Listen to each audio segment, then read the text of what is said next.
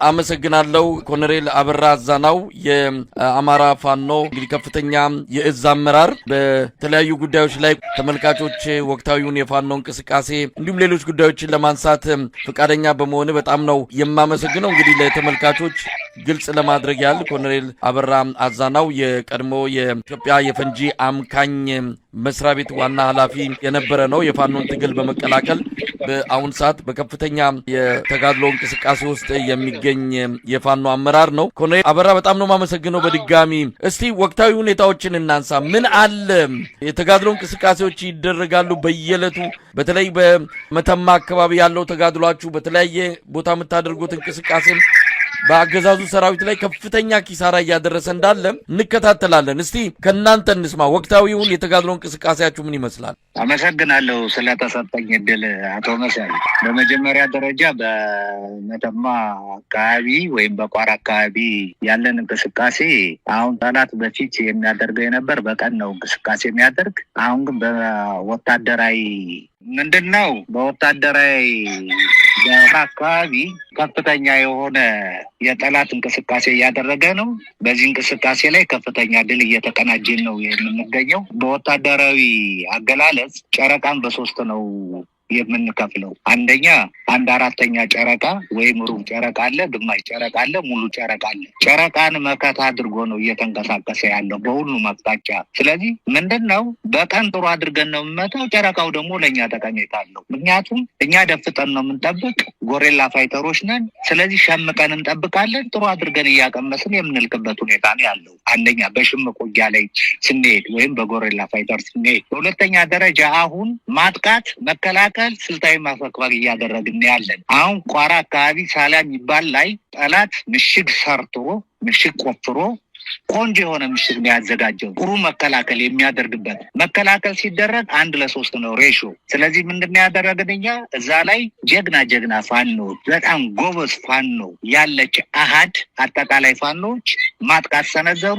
በቦምብ ብቻ ነው ያንን አካባቢ ሙሉ ለሙሉ ተቆጣጥረን በጠላት ላይ ከፍተኛ የሆነ ድል ተቀናጀን። ከዛ በኋላ ጠላት ዱባባና ደለጎ የሚባል አካባቢ ነው ሸሽቶ እንዲሄድ ያደረግነው። በዚህ ቦታ ላይ እንደዚህ አድርገን ያደረግን። በአሁን በአርማጭሆ ብትል የዚህ አይነት ከፍተኛ ድል ነው። በደቡብ ጎንደር ብትሄድ ከፍተኛ ድል ነው። በወሎ ብትሄድ ከፍተኛ ድል እየተመዘገበ ነው። በሰሜን ሸዋ ከፍተኛ ድል እየተደረገ ነው። በጎጃም ከፍተኛ ድል እየተደረገ። ስለዚህ ፋኖ ድል በድል እየሆነ ያለበት ሁኔታ ላይ ነው ያለን። ኮሎኔል አበራ ይህንን ቀደም ሲል እንግዲህ ከዚህ በፊት ከ2-3 ወራት በፊትም እንዲሁ ተገናኝተናል።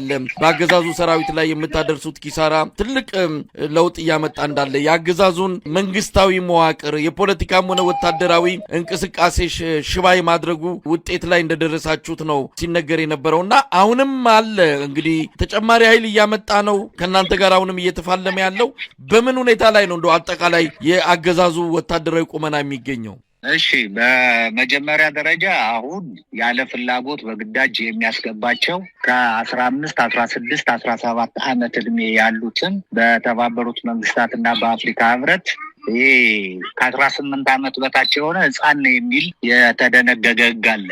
ይህም በመቃወም ነው ልጆችን እያፈሰም ያስገባ። አሁን የምነግር ጦላ ያለ፣ ብር ሸለቆ አለ፣ ሾላ የሚባል ቦታ አለ፣ ቁርሱ አለ፣ ብላቴ አለ። እነኚህ ላይ 20 ሺህ ያስገባል። በ3 ወር ወይም በ2 ወር የለብ ስልጠና 100 ሺህ ነው የሚያስገባው። ስለዚህ እነኚህ ልጆች ነው ይዞ የሚመጣው። እነኚህ ልጆች ሲመጣ አሁን ባለፈው አሲን የሚባል ቦታ ላይ 12 ሰዓት ሙሉ ተዋግተን ጠላትን የመጨረሻ የራሱ ካምፕ ውስጥ አስገብተን ደምስሰን የተመለስንበት ቦታ ላይ አለ። ከዛ ቦታ ላይ ምንድነው ያደረገ? አሁን ሁለተኛ ነው የመጡ። ሁለተኛ ሲመጡ የኛ ጦር ተዘጋጅቶ ሲመታቸው የመጀመሪያ ረድፍ ይመታል፣ ሁለተኛ ረድፍ ሲመታ ሁለተኛ ይወድቃል። ሶስተኛው ረድፍ ላይ ግባ እያለ በከዘራ እየደበደበ ነው የሚያስገባቸው ትንንሽ ልጆችን። ስለዚህ በጣም የሚያሳዝን ውጊያ ነው እያደረገ ያለ። በሰው ኃይል ብዛት ይይዛል የሚል አስተሳሰብ ነው ያለ።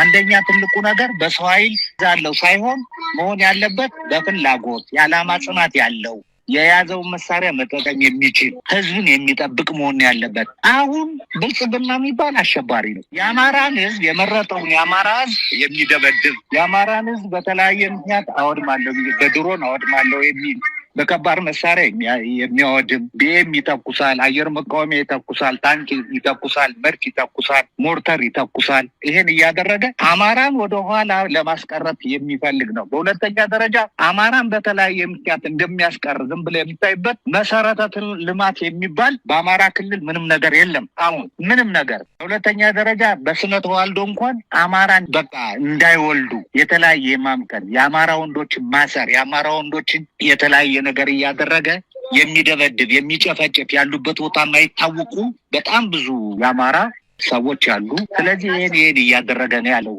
እና አሁን ጠላት ባለፈው ነገር ያለው አጽሙ ብቻ ነው የቀረ፣ የፈራረሰ ነው። ፖለቲካሊም የተበላ ነው። እኛ ህዝብ ይዘን ነው እየተዋጋን ያለን። ህዝብ ነው ሁሉ ነገራችን ለኛ።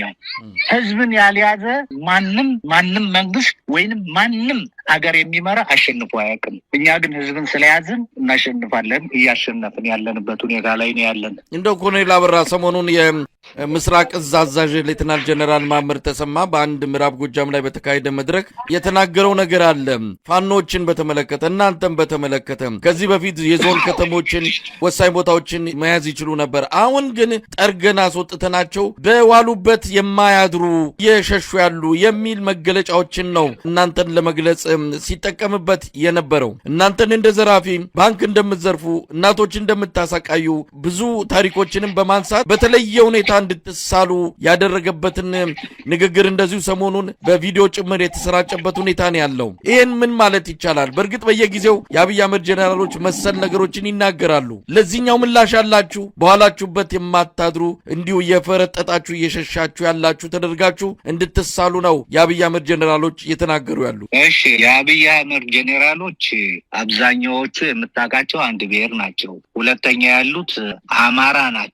አማራ ሆነው አማራ ያልሆኑ የአማራ እና ጡት ነካሾች ናቸው። ማመር ተሰማ እኮ ምርኮኛ ነው። አሁን ይሄ ሁሉ ፍርሃቱ እንዳይማረክ ነው፣ በእኛ ስጋት ነው። በሁለተኛ ደረጃ አባረርናቸው፣ አሳደርናቸው፣ እንዲያልናቸው የሚል አሁን እሱ ስብሰባ ሰብስቦ ሲወጣ እኮ የጎጃም ፋኖ ሞርተርና ድሽቃ ተኩሶ እሱን ሊያስቀሩ ሲሉ ነው ሮጦ ያመለለ። በሪፐብሊካን ጋር ታጅቦ በ20-30 ሰው ታጅቦ ስለሄደ ነው። ነጻነትን ነገር ኖሮት ነው። እኛ እየተሸነፍን አይደለም፣ እያሸነፍን ነው። ለፕሮፓጋንዳ በቃ ለፕሮፓጋንዳ አልተሸነፈን ብልጽግና ለማለት የሚያደርገው ነገር ነው። በሁለተኛ ደረጃ አሁን አጠቃላይ የብልጽግና ጄኔራል የምትለው በአማራ ክልል የተለያየ ቦታ ላይ ስብሰባ ያደርጋል። ነገር ግን አዩ መጽሐፍ የነበረው ወታደር ከማንኛውም የፖለቲካ ድርጅት አባል ነፃ ነው የሚለው። እነሱ ግን ነፃ አይደሉም፣ ውሸት ነው። የብልጽግና ተላላኪ ናቸው። የብልጽግና ስራ አስፈጻሚ ናቸው። ሚሊተሪ ልብስ ለበሱ እንጂ የካቢኔ አባል ናቸው። ስለዚህ እስካሳና ፕሮፓጋንዳ ነው የሚያደርግ። ምንም ነገር ማነው የክልል ፕሬዚዳንት የሚባለው የተናገረውን ነገር ሰምቻለሁ። እነኚህ ኩበቶች ነው ያለ። ፋኖ ኩበት አይደለም። የኩበትን ጥቅም ቢያቀግን ኩበት አይልም። ምክንያቱም የኩበትን ጥቅም ከኛ የበለጠ እሱ ያውቀዋል። ምክንያቱም ኩበት ሲሰበስብ ነው የኖረ። ኩበት ሁለት ጥቅም አለው። አንድ ለማጋዱ፣ አንደኛው ለእንትን ይሆናል። ይሄ ፓርትላይዝ ለማድረግ ለፍግ ሆኖ ለማዳበሪያ የሚጠቅም መሆኑን አላወቀም። ኩበት ይላል እሱ። ከዛ በላይ ነው። ሁለተኛ መሪ ስትሆን እንትኖች አሉ። የዲፕሎማሲያዊ ቃላት የሚባል ስትናገር ራስን ቆጥበ እንደ መሪ ሰውን እንደምታስተዳድር አድርገ መናገር አለን። ለነገርየው የብልጽግና የካቢኔ አባል የሚባል ከመንገድም ከምንም ተሰባስቦ የመጣ ያለው ብልጽግና እንደፈለገ የሚያሽከረክረው በቃ እንዲያድርግ ሲባል የሚል በሪሞት ኮንትሮል የሚንቀሳቀሱ ማለት ነው። ስትፈልግ ኦፍ ታደርገዋለህ፣ ስትፈልግ ኦን የምታደርጋቸው ናቸው ጄኔራሎቹም የብልጽግና የካቢኔ አባል የምትለው። እንደ ኮሎኔል አበራም ሰሞኑን ከአንዳንድ የፋኖ አመራር ነን ያሉ ወደ ብልጽግና እጅ መስጠታቸውን ተከትሎ በተለይ የእናንተ ደህንነት የአመራሮች ደህንነት አደጋ ላይ ወድቋል። ግለሰቡም ሆነ ሌሎች ተከትለውት የመጡት ሰዎች በመረጃዎችን ለአብይ አህመድ መከላከያ ሰራዊት በመስጠታቸው እናንተ ያላችሁበት ቦታ በአሁኑ ሰዓት ከፍተኛ በሆነ የአገዛዙ ቁጥጥር ስር ነው ያለው። በድሮንም ሆነ በተለያየ መልኩ በቀላሉ ሊመታቸው ይችላል። እንደዚህ አይነት ነገሮች እየተነሱም ነው ያሉት እና ይሄ ነገር በመሆኑ የገጠማችሁ ነገር አለ ወይ? እያደረጋችሁትስ ያለው ጥንቃቄ እንዴት ሊገለጽ ይችላል? እሺ፣ አንደኛ ማስረሻ ሰጤ የሚባል ነገሮችን በተለያየ ጊዜ የሚቀያይር አቋም የሌለው የሚንሸራተት ማለት ነው። መጀመሪያ አየር ኃይል ነበር። ከዛ በኋላ ግንቦት 7 ገባ። ከዛ ብልጽግና ጋር ገባ። ከብልጽግና የብልጽግናን ቫይረስ ይዞ ነው ወደ ፋኖ የገባው። ስለዚህ የሚያራምደው የነበር ፋኖን ለማፍረስ፣ ፋኖን ለመከፋፈል ኢንፎርሜሽን እየሰጠ ፋኖ መስዋዕትነት እንዲሆኑ ከፍተኛ የሆነ ስራ ሲሰራ ኖሯል። ነገር ግን አንድም በእኛ ላይ ያገኘው ጥቅም፣ በእኛ ላይ የደረሰ ጉዳት የለም። ተመልሶ ነው ወደ ብልጽግና ወደ ራሱ ቤት ሄዶ የገባ። ለእኛ ምንም ነገር አይደለም። አንድ ሳር ቤት ሳር ብትመዝ ቤቱ አያፈስም። ስለዚህ ምንም ነገር የለም። ለደህንነት ሲባል ግን አሁን የምነግር ነገር አንደኛ የሞባይል ቁጥራችን አለ፣ በሁለተኛ ደረጃ ያለንበት አካባቢ አለ፣ ሶስተኛ ምን ይዘን እንደምንንቀሳቀስ እሱ እንትን ይላል። ቶሎ ብለህ ወታደር ነህ፣ ፍሌክሲብል ነው የምትሆነው። ወታደር ስትሆን ይሄን ነገር ቶሎ ብለህ ይሄ ነገር ነው ያለ፣ ኦኬ መረጃው እንዲህ ነው፣ የራሳችን ስራ ሰርተን አሁን ምንም እኛ እንደፈለግን እንንቀሳቀሳለን፣ እንደፈለግን እንሄዳለን። ጦራችን ወደ ፈለግንበት ቦታ ላይ ሞቢላይዝ ማድረግ እንችላለን። እኛም እንደተፈለገው እየተንቀሳቀስን ያለንበት ሁኔታ ላይ ነው ያለው። አሁን ጠላት በተለያየ ቀበሌዎች ውስጥ ትንንሽ ቀበሌዎች ጋር ይመጣል። አሁን ወታደራዊ ሳይንስ አለማወቃችን የምታውቀው የአንድን የመሬት ወይም የአንድ ቀበሌ ሄደህ ስትቆጣጠር ያለውን ጠቀሜታ ሳይረዳ ነው የሚመጣ። በውትድርና ሁኔታ መራገጥ የሚባል አለ። ስለ ጠላት፣ ስለ ወገን፣ ስለ መሬት፣ ስለ አካባቢ ህብረተሰብ፣ ስለ አየር ጸባይ ይህን ሁሉ አጥምተ ነው ሄደ የምትገባ። አሁን ጠላትን እኛ ስናደርግ ያለውን ጠቀሜታ ወታደራዊ መሬቱን አንብበን ነው የምንሄደው። እነሱ እንደዚህ አያደርግም ብሎ አንዴ ይመጣል። አንድ ቀበሌ ውስጥ መጥቶ ይገባና የሚያደርገው ምንድን ነው? የህፃናት ልብስ የተሰፋ እሱን ይዞ ይሄዳል። የሴት ልብስ ይዞ ይሄዳል። ቤት ውስጥ ገብቶ ሳያስፈቅድ ቤት ይፈትሽና ብር ካለ፣ ወርቅ ካለ፣ ብር የጣት ጌጥ ካለ፣ የጆሮ ጌጥ ካለ ይሄን አድርጎ ይዞ መሄድ ነው። ሁለተኛ የቆመ መኪና ላይ የመኪና ቴፕ ፈቶ የሚሄድ ወታደር ያለበት ነው። በጣም የሚያሳዝን። በሁለተኛ በሶስተኛ ደረጃ ለምሳሌ ልንገርህ፣ ከደልጊ ተነስቶ ድኩል 40 የሚባል ቦታ አለ። ከድኩል 40 ወደ ተለያየ አካባቢ የሚንቀሳቀሱ መኪናዎች አሉ። ማርኬዲስ መኪናዎች የድሮ ናቸው። እነሱ የተለያየ ጭነት ይዘው ነው የሚንቀሳቀሱ። ለምሳሌ ቢራ ያመጣሉ፣ ክክ ያመጣሉ፣ ዘይት ያመጣሉ፣ የቤት ቁሳቁስ የሚሆን የፍጆታ ዕቃ ይዘው ይመጣሉ። በቃ እንዳትሄዱ ብለው ይኸው 15 ቀን ሆኗቸዋል ህዝብን ለማሰቃየት። አሁን መንግስት ነኝ የሚል ይሄን ያደርጋሉ? ወታደር ይሄን ያደርጓል? ብር ክፈሉ 15 ሺህ ብር ፋኖችን አምጧቸው እያሉ የሚያሰቃዩበት ሁኔታ ነው ያለ። ስለዚህ ፋኖ እጅ ሰጠ፣ ፋኖ እኛ ጋር እንደዚህ ያደረገ የሚባለው ነገር ሐሰት ነው። ፋኖ እጅ አልሰጠም። ተልኮ የነበራቸው በጣት የሚቆጠሩ እነሱ ሄደዋል። እነሱ መሄዳቸውም ለእኛ ትልቅ ጥቅም ነው። ምክንያቱም አሁን ማጥራት እያደረግን ነው፣ ራሳችን እያቋቋምን ነው፣ ስልጠናዎችን እያደረግን ነው፣ ጎን በጎንም ውጊያዎችን እያከናወን ያለንበት ሁኔታ ላይ ነው ያለ።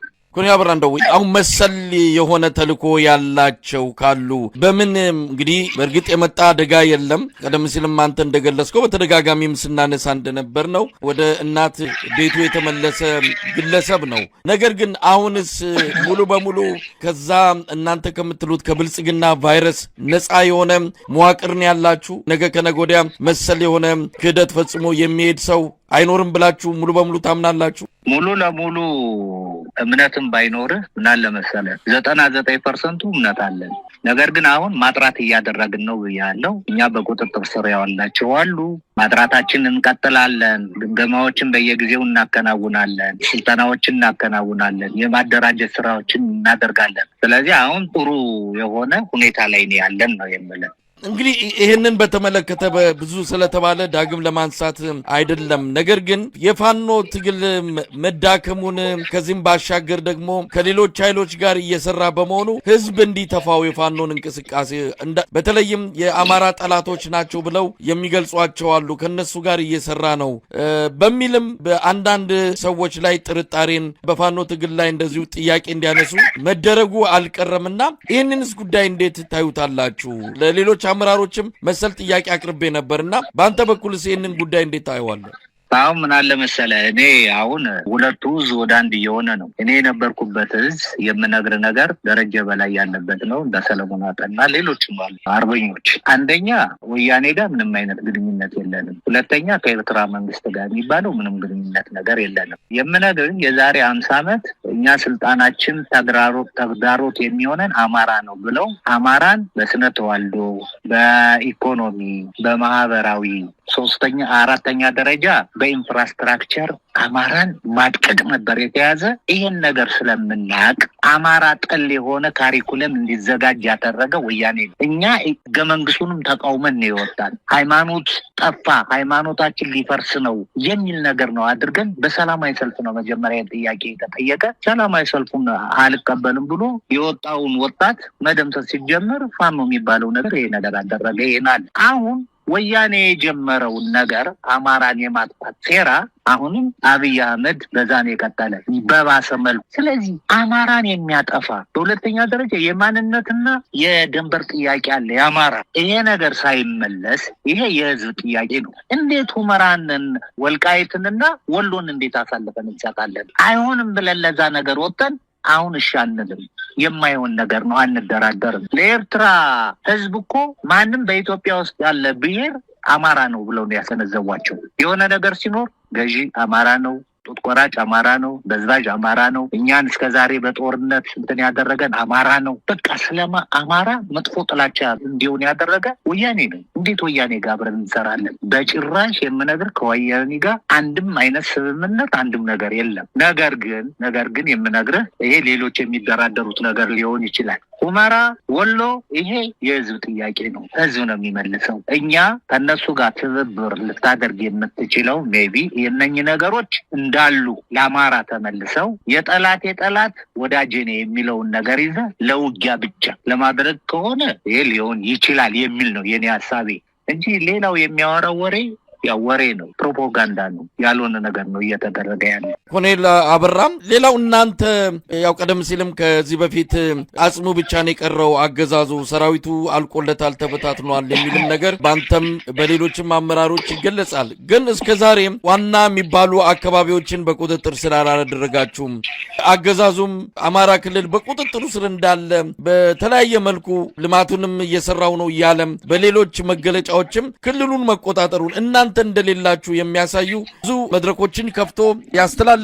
ህዝብንም በዚህ ደረጃ በከፍተኛ ማሳመን እንቅስቃሴ ውስጥ ነው ያለው። እውነት እንደ እነሱ እንደሚሉት እናንተም እስካሁን ገፋ ብላችሁ ያልመጣችሁበትንም በማየት እንቅስቃሴያችሁ የሆነ ቦታ የቆመ ወደፊት መግፋት ያልቻለ በአንዳንድ ራቅ ባሉ አካባቢዎች ብቻ ተገድባችሁ የቀራችሁ ተደርጎ እንዲታይ ቢደረግ ምን ስህተት አለው? ምክንያቱም ጎንደር ላይ እንደፈለጉ እየፈነጩ ነው፣ ባህር ዳር ላይ እንደፈለጉ እየሆኑ ነው። ስለዚህ የእናንተ የት ነው ያላችሁት ብሎ ገለልተኛ ሆኖ የሚጠይቅ ሰው ምን ምላሽ ያገኛል? አሁን ለምሳሌ እንፍራንዝ አካባቢ ነበርኩ። እንፍራንዝ ማለት ከጎንደር ወደ ቀዳም ነበርኩ። ከጎንደር 50-40 ኪሎ ሜትር ርቀት ላይ ነው ነበር። ለቆላ ድባም ነበር 30 ኪሎ ሜትር። እዛ መሄድ ጠፍቶን አይደለም። አንደኛ አሁን የያዘን ነገር እየተቆጣጠርን ያለው አብዛኛውን የቀበሌዎች በእኛ ቁጥጥር ስር ናቸው። እነሱ ለምሳሌ ይሄ ዋና ከተማ ላይ ነው ያሉት። ወደዛ ለመግባት ደግሞ የራሳችን ስራ መስራት አለብን። ያ ስራ ምንድን ነው? አሁን ጎንደር በተለይ አንድ ስላልሆንን ነው። አሁን አንድነት ስራ እየተሰራ ነው። በወታደራዊ ነገር ላይ ተስማምተን ጨርሰናል። ሁለቱ ድርጅቶችን አሁን ጥሩ ደረጃ ላይ ደርሰዋል። አሁን ቅርብ ጊዜ ጥሩ ብስራት ያሰሙናል የሚል ሁኔታ ላይ ነው ያለን። ያን አንድ ስንሆን ጠላት ይህን ያህል ጊዜ የሚኖርበት ነገር አይኖርም። ምክንያቱም የጠላት የመዋጋት አቅም 0 ነው የምነግርህ። ምክንያቱም መሬት ላይ ያለው ሁኔታ ነው ስለማይ መሬት ላይ ያለው ተጨባጭ ሁኔታ ስለምናቅ ነው። የመዋጋት አቅም የላቸውም። ካቢኔውም የፈረሰ ነው። አሁን በተወሰነ ጊዜ እች ነገር በስራ ልክ ወደፊት ስንንቀሳቀስ ሁሉም ነገር በቶሎ የሚጠናቀቅበት ሁኔታ ላይ ነው ያለ እና የሚሉ ነገር ትክክል ነው። እስካሁን ድረስ አንድ ስላልሆንን፣ በተለይ ጎንደር አንድ ስላልሆንን፣ ሁሉም በራሱ ላይ ውጊያ ስለሚያከናውን አሁን አንድ ከሆንን ግን በሁሉም አቅጣጫ ላይ በአንዴ ውጊያ ስትከፍት ያው ጠላት መግቢያ መውጫ ነው የሚያጣው። ያኔ ትልቅ ድል እናስመዘግባለን፣ ብዙ ቦታዎችን እንቆጣጠራለን። ስለዚህ ምን እንጠብቃለን የሚለውንም ጭምር አንድ ላይ እንደመለስከው ነው በዚህ አጋጣሚ እንግዲህ መረዳትም የቻልኩት። እንደው በመጨረሻ ምን መልእክት አለ ኮሎኔል አበራ? አሁን ላይ ወደ አንድነት እየመጣችሁ ነው፣ እየተጠበቃችሁ ነው። በእርግጥም ወሳኝ ኃይል እንደሆናችሁ በተለያዩ ዓለም አቀፍ ተቋማት ጭምር በሀገራት በምዕራባውያን ሀገራት ጭምር እንደዚሁ የእናንተን ሚና በመረዳት አብሮ ወደፊት በሚኖረው የቀጠናው አጠቃላይ ሁኔታ ላይ ፋኖን ሚና የሚጫወት ለማድረግ ፍላጎት እንዳላቸውም እያሳዩ ነው። ስለዚህ ቁመታችሁ ዘለግ እያለ እየመጣ እንዳለ ምንም ጥርጥር የለውም። ምን መልእክት አለ በመጨረሻም ኮሎኔል አበራ? አሁን የምለው ህዝባችን ሁለቱ ድርጅቶች አንድ ሆነው ያው የድል ብስራት በቅርብ ጊዜ ያሰሙናል። ያኔ ሲያሰሙን ውጭ ያለው ዲያስፖራ፣ ሀገር ውስጥ ያለው ሁሉም የፋኖ ደጋፊ ብሔር ብሔረሰቦች በሀሳብ በጉልበት በገንዘብ ከኛ ጎን እንዲቆሙ ይሄ ቲክቶከር ይሄ ዩቲዩበር የኛን አንድነት እንዲያራግቡ ነው ይሄን ነገር የምናገረው። በሌላ ነገር የምነግርህ ግን አሁን የሆኑ ሰዎች ይላሉ ፈንጂ ትልቅ ጥቅም አለው፣ በትንሽ ነገር ብዙ መስዋዕትነት ማግኘት ወይም ድል ማግኘት ትችላላችሁ። ለምንድን ነው በእንደዚህ ማትጠቀሙ? ለምንም ትሞን አንተ የፈንጂ ማምከን ዋና ኃላፊ ነህ፣ የፈንጂ ኤክስፐርት ነህ፣ ብቸኛ ሙያተኛ ነህ በኢትዮጵያ። ለምን ይሄን አታደርግም? ከዚህ በፊት ተጠቅመሃል የሚል ነው። እውነታቸውን ነው። ከዚህ በፊት 5-6 ቦታ ላይ ሞክረናል። ጥሩ ውጤታማ ነው የሆንን። ነገር ግን አሁን የምነግርህ እኛ አንቲ ታንክና አንቲ ፐርሰናል አንቲ ቬይክል ፋብሪኬት ከተደረጉ ነገሮች አይደለም ያገኘን፣ የራሳችን ሞዲፋይ አድርገን ነው። ባለፈው ነገር ያለው ኢኦዲ እና ኢኦዲ ኢምፕሮቫይዝድ ኤክስፕሎሲቭ ዲቫይስ እና ኤክስፕሎሲቭ ኦርዲናንስ ከሚል ተተኩሶ ያልፈነዳ የከባድ መሳሪያ ሼል አለ። በዛ አማካኝነት እየተጠቀምን ነው አሁን ጥሩ ውጤት እያደረግን ያለን። አሁንም ከእለት ወደ እለት ምን እያደረግን ነው? ስራችን እያበለጸግን አሁን ጥሩ ደረጃ ላይ ደርሰናል። በዛ እንጠቀማለን። በቅርብ ጊዜ አንድ ሆነን ጠላትን የምንደመስስበት ጊዜ ሩቅ አይሆንም የሚል የኔ ሀሳቤ። በጣም ነው የማመሰግነው ኮሎኔል አበራ አዛና የአማራ ፋኖ ከፍተኛ አመራር እንደዚሁም የቀድሞ የኢትዮጵያ የፈንጂ አምካኝ መስሪያ ቤት ኃላፊ ለነበረን ቆይታ ከልብ ነው የማመሰግነው። እኔም በጣም አመሰግናለሁ።